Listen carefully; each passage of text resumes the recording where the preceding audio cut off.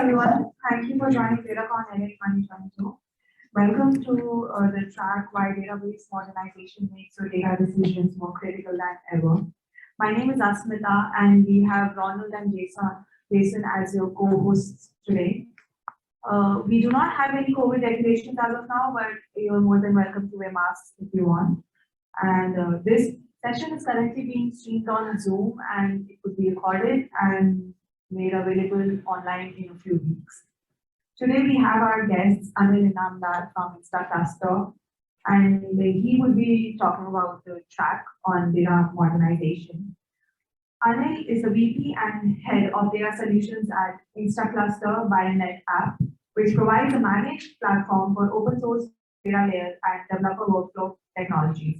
Anil has 20 plus years of experience in data and analytics roles. Joining Instaclustr in 2019, he works with organizations to drive successful data-centric digital transformations via the right cultural, operational, architectural, and technological roadmaps. Prior to Instaclustr, he held data and analytics leadership roles at Dell EMC, Accenture, and Visa, among others. Anil lives and works in the Bay Area. So, welcome, Anil. Thank you for coming here. And we would be having a 5-minute Q&A at the end, if time permits. So I guess you can start now. Sure. How do you use this? The mic. I think you can just. Hello. Yeah. Can you hear me, guys? Yes. Thanks, Asmita, for the introduction, and welcome everybody. Hope you're enjoying this conference. It's going to be a hot day today. All right. So data modernization. Now, this is a fairly broad topic and fairly complex topic. So if you're looking for a silver bullet, okay, I don't have that, okay. But what we're going to discuss is what led to data modernization? What are some of the challenges with the technology processes that we're using before we were thinking about data modernization? And what are some of the approaches? Okay, so I'm going to kind of give you some options and kind of paint a picture of what would happen if we modernize the data.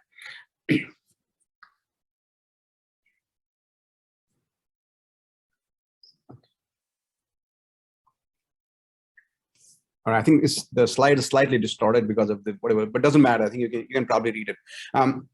So agenda is fairly straightforward.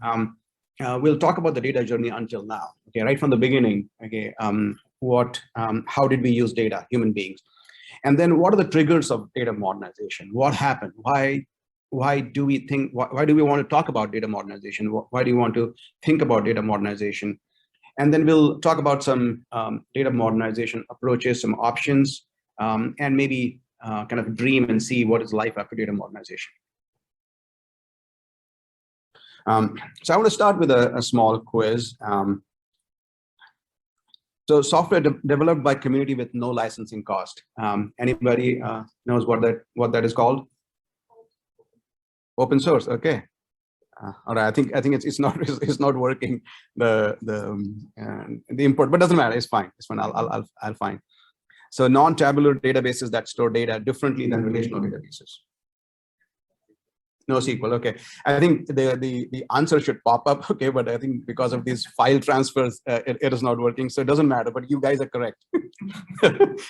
In what year was the transistor invented? Now this is kind of a left field question, but I always ask this question because I think transistor is one of my favorite inventions. I think it kickstarted the computer revolution, mobile revolution, internet. Without transistor, we won't be here.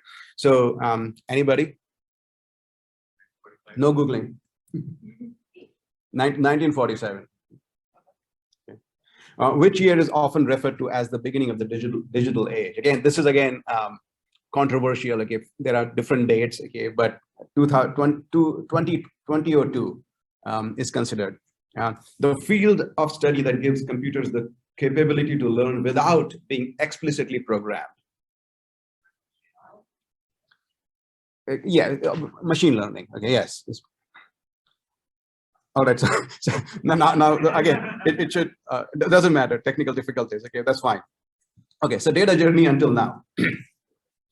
So we have been storing data for a long time. Okay, and I think even if you see the Egyptian hieroglyphs, okay, there are tablets. Okay, people were storing data. data was stored in libraries, in books, in government offices, in businesses. So we have been storing data long before computers came along.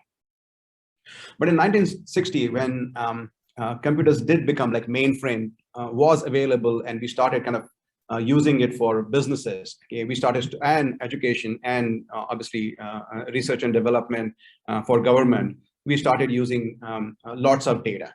Okay, and two models were kind of developed. I don't know if you, if some of you, and most of you are much younger audience here, but some of you may remember and like a network model by Cardosil and hierarchical model IMS. This is the way we kind of stored data at that time. Then in 1970, a revolution happened. Those who are into the history of databases would recognize the name E.F. Codd. He's considered kind of the god of databases. So he came up with this idea of relational database. And he said we can arrange data in tables and rows. And it was a fairly easy way to store and access data. UC Berkeley came with the first relational database, RDBMS Ingress. And then in 1980, RDBMS started becoming popular. Lots of commercial companies came along with their version. SQL, structured query language, became a standard. There were some popular relational databases like DB2, Oracle, DBase3. In 1990, again, there was a market shakeout, lots of acquisition, mergers. Oracle acquired Informix, Oracle, Sybase, SQL Server were kind of the leaders. Oracle became kind of a dominant player in the relational database. And then after 2000, there are several things happened. Okay, there were internet became mainstream, cloud companies started coming along. We started generating lots of data. Okay, and then RDBMS kind of became a bottleneck. And that was one of the reasons why we think about data modernization, but there are other factors. So RDBMS dominated from like 1970 to 2000. Almost for 30 years, they dominated. Everything you want to do, okay, if you want to build a website, okay, it's RDBMS. If you want to have a financial application, it's Oracle. If you want to have an analytic application, it's again Oracle, or whatever, DB2, relational database. So relational databases dominated for almost 30 years. Now, why such dominance? Number one, because of this E.F. Codd, it was easy to use with rows and columns. Data at that time, between 1970 to around 2000, was mostly, not all, but mostly text and numbers. So it's easy to store. Structured query language, okay, again, it was standard. Everybody could use it in any of the popular databases. It had this ACID properties, basically guaranteeing reliability and consistency of data. And there were some other factors between those 30 years. Okay, infrastructure was kind of mostly on-prem. We had some streaming data like stock market. Okay, but most of the applications were not streaming data. Like we have several applications streaming data now. There was limited data growth. Yes, there were financial companies like Visa producing a terabyte of data every day for a long time. But these were very few exceptions. Okay, now everybody is producing lots of data. Then the global penetration was also limited for businesses. Yes, Coca-Cola and IBM were global companies, but most companies were kind of local. So those were kind of some of the factors that led to the environment that was there for the 30 years. Okay, and after 2000, again, the new millennium, there was a seismic shift. Lots of things happened, okay, that led to everybody thinking about data modernization. So one thing I think you must have heard about this term, big data. Okay, again, the rise of big data. We started producing lots of data, and there's a reason for it. And we'll discuss a few things briefly. The internet started becoming mature. Cloud technology, again, another option was provided, cloud technology. Streaming application, real-time applications, rise of distributed technology, we'll see what that means. Open source technology, okay, I think that's another thing that came up. Newer technologies like AI, ML, and new methodologies like DevOps and Agile came along. So just a brief history of these factors. So it all started when everything started turning from analog to digital. Okay, I think this is a kind of an older data, but I like the research by these two guys, Herbert and Lopez. And if you get a chance to read this paper, it's a pretty interesting paper. So in 1986, if you see on the right-hand side, only 1% of data was digital. Okay, and 99% of data was analog. Okay, our books were analog, our video, we were taking pictures, everything was analog. Okay, but now, like if you think now, maybe only 1% of data is analog and everything else is digital. Okay, we generate lots of data. I mean, there was an example where a professional photographer for 20 years, okay, and he collected all his data work, and it was like whatever 30 MB of data. Now you go on one vacation, okay, and you will have probably 10 megabytes of pictures, okay. So there's a huge, so we produce lots of data. You must have heard about this 3 V's of big data. Okay, we're producing lots of volume, not only volume, but also at a high rate. The velocity of producing data is also very high. Twitter feeds and Facebook logs and web logs, Google searches, things like that. And then the variety of data. Okay, so from 1970 to around 2000, most of the data, not all of the data, but most of the data was text and numbers. Okay, but now, okay, we have MP3 data, we have video data, we have web logs, we have Twitter feeds, we have Facebook logs. There are several kinds of data that we have, which relational databases cannot store easily. So 3 V's of big data. And this is again a graph showing the growth of data. Okay, and as you can see, the unstructured data, okay, is growing at a faster speed than the structured data, and that also led to why we want to think about data modernization. Then the growth of internet. Okay, it's with its humble beginning in early 1990s. Okay, now almost 95% 95% people in the developed country like North America or Europe use internet. They have access to internet. Even the developing countries in South Asia or Africa, they are also getting there. Okay, so the internet is becoming it has grown significantly in the last 20 years. Then the cloud, a new option, a new thing that happened in the market was availability of cloud. Again, we'll talk about it, how it kind of led to the need for data modernization. And I was talking about data and some of the technologies, but apart from data and technology, some of the processes and some of the methodologies also new methodologies also came along, like DevOps and Agile, and we'll talk about that as well and how they impact data modernization. Another new technologies which are kind of AI and ML went through like several springs and winters. Okay, right now I think we're in a new spring and it is producing lots of good results, and so AI and ML are also becoming an integral part of any new technology infrastructure or any new technology solution, and that includes data modernization. Open source is again becoming very popular. Okay, as you have seen in the graph, for the last several years, okay, the commercial RDBMS, the popularity is going down, and the popularity of the open source software is increasing. And my company, Instaclustr, specializes in open source, and I'll talk about that a little bit in the end if time permits. And I do have another session in the afternoon that talks exclusively about open source and some of the options, some of the complexity, some of the choices. So if you're interested, you can join that as well. Okay, so we saw that the history of data. We saw some of the seismic shift, okay, in terms of processes, in terms of technologies, in terms of the data that we're producing. Now, what happened due to those seismic shifts to the technology, to the environment, to the business? So basically, what happened was all these new things highlighted the limitations of the old technology, old way of storing data, and old ways of using these processes and methodologies. Sorry. All right. So one of the biggest challenges was RDBMS. Okay, so RDBMS was not designed to store massive data.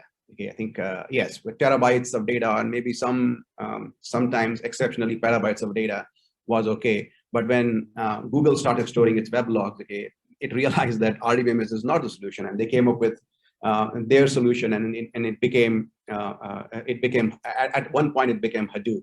Okay, so there were new technologies came along. It was not designed to store different types of data. Okay, as long as text and numbers are concerned, it's great. If you have a financial management system, or RDBMS is great. But if you're storing Twitter feeds and analyzing that, or streaming data, it's not the ideal solution. I think, yeah, there are innovations going on in RDBMS as well, and RDBMS does have it is still important. Okay, but again, the seismic shift that I talked about created lots of issues.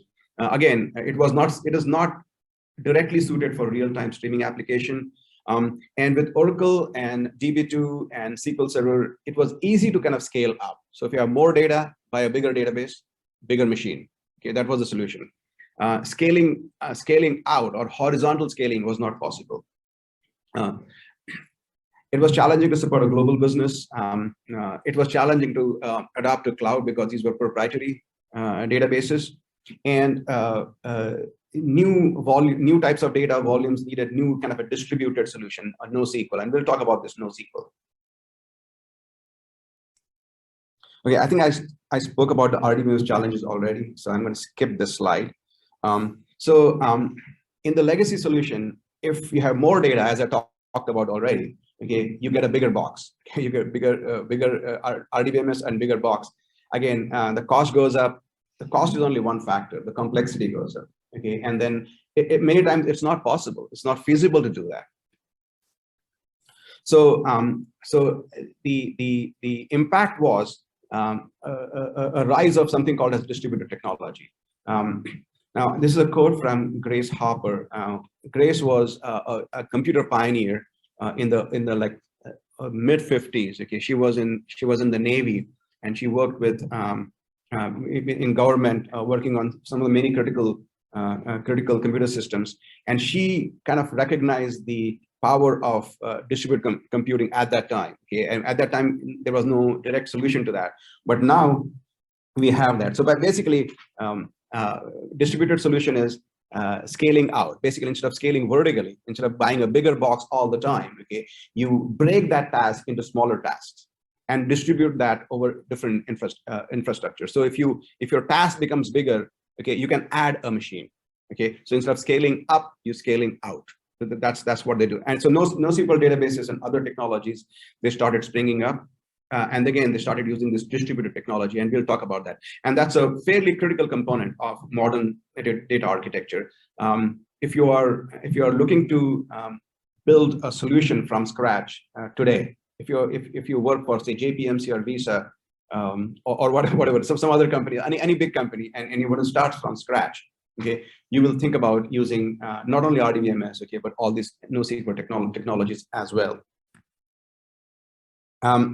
So we talked about challenges with the databases, challenging with some of the technologies, but also methodologies and processes. Okay, were old. Okay, so like traditional development process were fairly archaic. Okay, it used to take a lot of time to come to the market. You have a change to be made. You go to the IT team. You say, hey, these are my requirements, and they will come back after 6 months. And by the time you have new requirements, okay, so it was not very convenient. They use waterfall methodology, basically requirements and design and development. And again, this waterfall methodology was developed for manufacturing systems. Okay, in long time back, and they adopted that for software development, and it worked. It worked well because initial software and manufacturing was complex. But now that's not the case. Okay, I think and I'll talk about that in the slide. Amazon deploys like a change every 11 seconds. Okay, I mean that's possible because they are using a different types of processes, different type of methodologies. It's agile. There was also tension between development operations team, and that needs to be addressed. So the so the teams in the new millennium were smaller. Applications were divided into these so-called microservices. Customers demanded rapid changes. Waterfall became bottleneck, and again, DevOps and Agile started emerging as an alternative. cloud, okay, I think, yes, cloud became kind of an indispensable component of any technology strategy or any data modernization strategy, because cloud provides agility, scalability, cost. Okay, and so basically, if I'm implementing a big system, I don't have to invest and buy all the hardware and software at this time, okay, which is a capital expense. I can start using as I grow, okay, and basically that becomes an operating expense. So it's a huge difference in terms of how we use money effectively. So cloud is indispensable. It has a global reach. Okay, you have a company in the US and you want to open a small branch in Europe or in Australia. Okay, it's easy because the cloud companies are everywhere. It is highly reliable. Its performance, again, lots of advantages of cloud. There are several new technologies that are emerging, like AI and ML and blockchain and IoT. And so the leaders, data modernization leaders, they must monitor this space constantly and focus, because lots of new things are going on. A lot of companies are embedding AI techniques, okay, in their database platform, or their monitoring platform, or their analytics platform. So I think they should keep on monitoring this. And these technologies like AI and ML, they are really good at handling large scale, complex, continuously learning systems, and that is what we'll require for modern data architectures. All right, so so we talked about the history of like the data. We talked about the seismic shift, and then some of the limitations that were brought up, and then some of the alternatives or solutions that came along. Now, how do we bring everything together? Okay, and what are some of the options? Okay, so that we can start using true data modernization. All right, so I think one thing we didn't talk about, the definition of data what is definition of data modernization, and there is no real definition. I mean, if you look at it, I mean, if you ask 10 experts, okay, they will give you 10 different explanations. But to me, what I believe is data modernization is something that supports new type of business. Okay, and what is a new type of business? So you must have seen in last, whatever, 10, 15, last 20 years at the most, something new has happened in the business. Okay, there's a new business model. Okay, I think if you look at GE used to sell airplane engines. Okay, now they want to sell trust as a service. Okay, so there's a complete different way of thinking. New processes. Okay, the way you used to hail taxi cab in whatever 1995 is entirely different than how we hail taxi cab today. Okay, so there's a completely new process. How we order food, DoorDash. Then completely new technologies. NoSQL is one of them. Okay, but say a very humble device like thermostat in our houses. Okay, it was very analog. It was not connected. Now, if you use Nest, okay, it is connected to the internet. You can like, basically. It's a great new business spec which had it's an old device, okay, but presented in a new way. And there are new ways to interact with customers. I think when was the last time you went to a bank to deposit a check? Okay, nobody does that. Okay, so it's a new way of. So all these characteristics are for a new business. They are digital. They use new technologies. They use new processes, and there's a new thinking. And everyone who wants to modernize and improve their business, okay, want to kind of that should be their goal. Let's come up with a new business model, new processes, new technology, and new ways of interacting with customers. If we can do that, then we have a true data modernization. Specifically, we want to accommodate both structured and unstructured data. Specifically, we want to accommodate like practically unlimited data, which can be achieved nowadays. Both batch and streaming data, on-prem and cloud, distributed technology, local and global data, use open source technology, and again, new processes and newer technologies like AI, ML, DevOps, and Agile. So I'm going to review like 6 broad categories. Okay, cloud adoption, hybrid data management, polyglot storage architecture, open source, Agile DevOps methodologies, and emerging technologies like AI and ML, mobile, blockchain. So these are the kind of six areas I'm going to cover in terms of data modernization. Let me check the time. Okay, 15 minutes, good. All right, cloud adoption. So we already saw, okay, why cloud is indispensable, okay, because of its agility, cost, reliability, performance, scalability. And this is probably, everybody knows now that we have different types of cloud services. We can use just as infrastructure if you want to.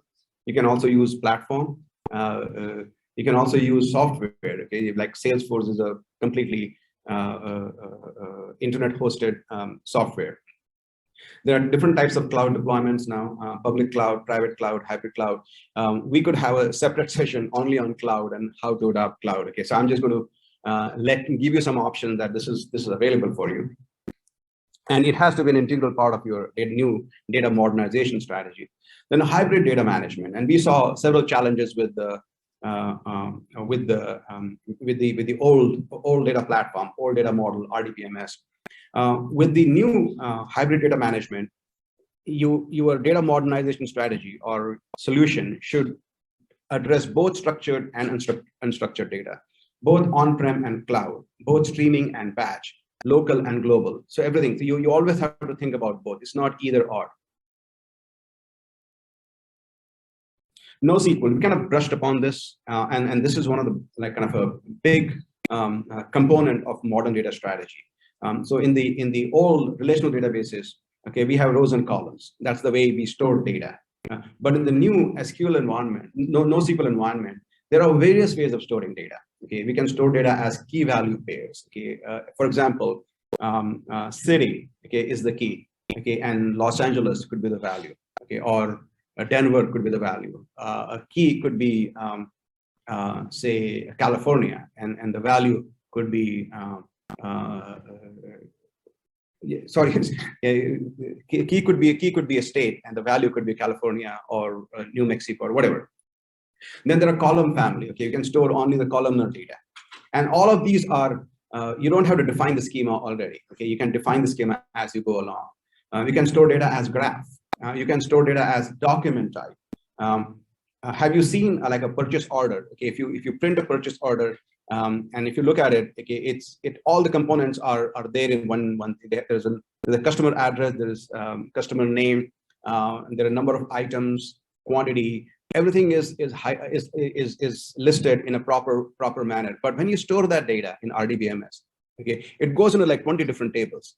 So there's no link between the document that you see on the screen, okay, and how it is stored in the databases. So it kind of, and that's a gap there, and a lot of people, and there are lots of issues with that. So what document databases do is they store the data as a document, okay, and that solves lots of problems. So there are many options that we can.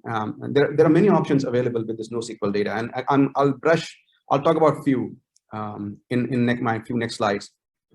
And the NoSQL also offers a few other things. Okay, it's a distributed technology, so it's not like relational database. It's a distributed technology, so it uses clusters.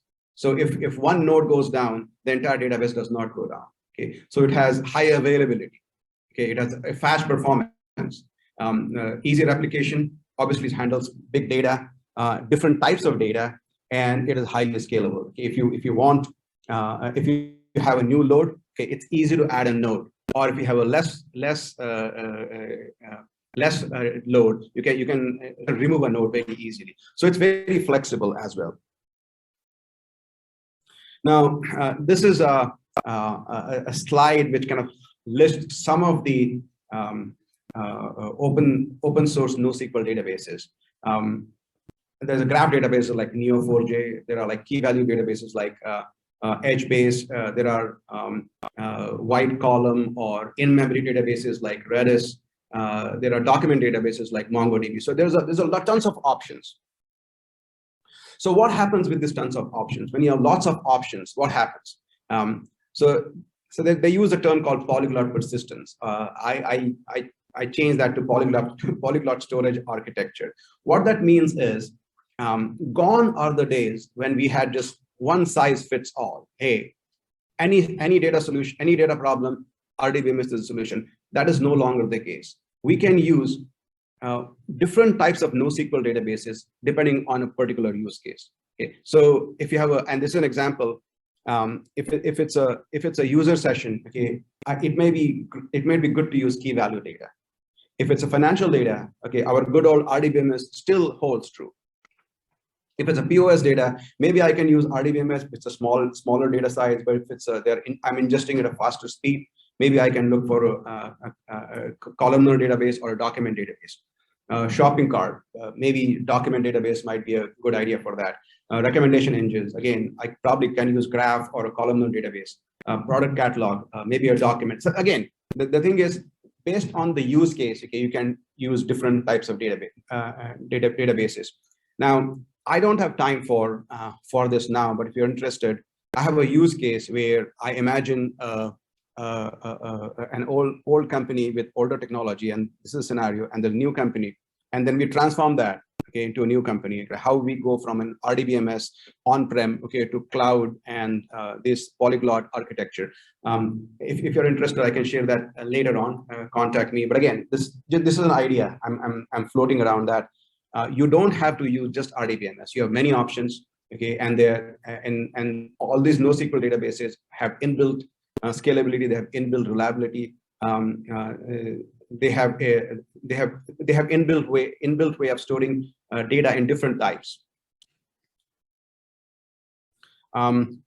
Open source ecosystem. So another critical component for data modernization is open source. Okay. There was a time 20 years ago when open source was considered a very risky business, but now open source is part of every enterprise data strategy. And there's a reason for that. Okay, so everybody knows what open source is. It's a community-built software. Okay, so there is no owner there. It's a community-built software. There's no licensing. There is no vendor. There is no technology lock. Example is Apache Kafka, Apache Cassandra, OpenSearch, things like that. And there are many flavors of open source, and there is something called as open core, where they take the open source as the core and they add features which they charge licensing for. So it becomes very confusing. Then there is an open core where these are commercial companies. They write a commercial software, but the source is open. Anybody can download that. But if you change, okay, they own the code. So this is the way the licensing is. So it's a very complex world. And as I said, I have a session which specifically dedicated for this open source ecosystem. If you're interested in the afternoon, so you can check that out. But this should be a part of your data modernization strategy, and it's not that straightforward. So you understand what is open source. True open source is what is open core and what is open code. Again, part of data modernization should also consider these new methodologies and new processes. So the traditional development and operations, they were at odds. Okay, so basically, development wanted functionality, speed, agility. Operation team wanted, hey, performance, support, security, and they didn't care about. So there was a conflict, and to resolve that conflict, this new DevOps idea came along, where they started one team. They are collaborating. There are automation software like Jenkins. They use continuous delivery, and again, as I said, Amazon deploys something like something every 11.6 seconds. Agile, again, we talked about it, but again, it should be part of your modern data management strategy. Kind of a change from waterfall to agile methodology. Define customer, product owner, development team. There are many agile frameworks. Most popular is Scrum, and you can start using that. Let me check a time. Okay, 5 more minutes. Okay, let me. Artificial intelligence, again. It's a big war, okay, but many databases are coming up with automated data management, intelligent queries using AI and ML, and again, something that you should take keep your eyes on. Machine learning. I'm going to skip this again. A similar thing. So this is kind of a summary of using all these technologies together. Okay, so there's ingestion, there's a storage, which is polyglot storage. There's different types of processing, different types of consumption, and obviously data governance and management and agile and DevOps. All those things are there. Again, this is not the ideal slide. There are many ways of representing it. it could be best understood. Data modernization could be best understood through an example. I don't have time for that, but if you're interested, contact me and I will share my use case with you. So the new data-driven enterprise. So we looked at all these options and we tried to bring them together. Okay, but what will happen? Okay, this is a dream. Okay, it's a kind of a dream. Okay, what will happen if you implement everything correctly? So this is what I'm thinking. You will have a data-driven decision and process. Like data, the business will become data-driven. Okay, and making decisions will become a norm. Okay, so again, it's a cultural thing. You'll have to get leadership encouraged. Okay, to promote data literacy. You might have heard this saying by Edward Deming: "In God we trust, everyone else bring data." Okay, and that should filter throughout the organization. And if you have a right data modernization strategy, that'll happen. Data will become real time. Okay, I think everything is connected, including data architecture. If you order something from Amazon, you exactly know what happened there, when it is put on, when it is shipped, when it is in transit, when it arrives at your door. Data becomes a product and a revenue generator. We already saw that the new business model, how we are kind of using data to generate revenue or change our existing business model, like example of GE. Data is private and secure. Okay, our data modernization should make sure that our data is secure. And again, lots of regulations are in place. Customer awareness is coming along. Adoption of AI, ML will also provide some seamless security. And data has to be infinitely scalable, theoretically, infinitely scalable and always available. And we can achieve that through the polyglot, persistent, the architecture that I talked about. So in short, data becomes a core competency for any business. Okay. Okay. So I have a concluding quiz, but I'm going to skip that. And I just have 2 more minutes. So just a brief, just 1 minute talk about what our company does. So we are 100% open source data solutions provider. Okay, and at the bottom of the screen are the technologies that we support: Cassandra, Kafka, open, and all of 100% open source. Okay? And we provide 3 types of services: managed platform, support, and consulting. So if you have a large Cassandra Cassandra cluster, and you are a financial company, that's not your core competence. You don't want to operate Cassandra. Okay, so we can do that for you in any of the cloud of your choice. Second is support. If for whatever reason you want to operate it yourselves for security reasons, but you need somebody to call, because the community software, there's no phone number to call. Okay, so we can be that phone number for you and provide you support 24/7. And the third is consulting, which I lead. With consulting, we provide full life cycle from strategy to architecture to development, implementation, training, support, and managed platform. So that is what we do. We were recently acquired by NetApp, and there's a special promotion for this. Like if you're interested in like a 2-hour open source data modernization consulting advice, contact us. If you want like a 1-week free access to Instaclustr platform, you can spin up 3-node clusters in like 3 to 5 minutes, like Cassandra cluster, Kafka cluster, Elasticsearch clusters, and play along with it. So just mention DataCon LA August 2022, and you can use those. So I think that's all. Thank you so much. I think I have just 1 more minute. So sorry, I think it took some time, but it's a very complex. It's a very complex topic, and it's not straightforward. There is no easy solution. But if you are interested in knowing that use case that I talked about, okay, this can be best understood by using a use case where you have a legacy environment and you modernize it, okay, using cloud and using these polyglot NoSQL databases. Contact me. Thank you so much.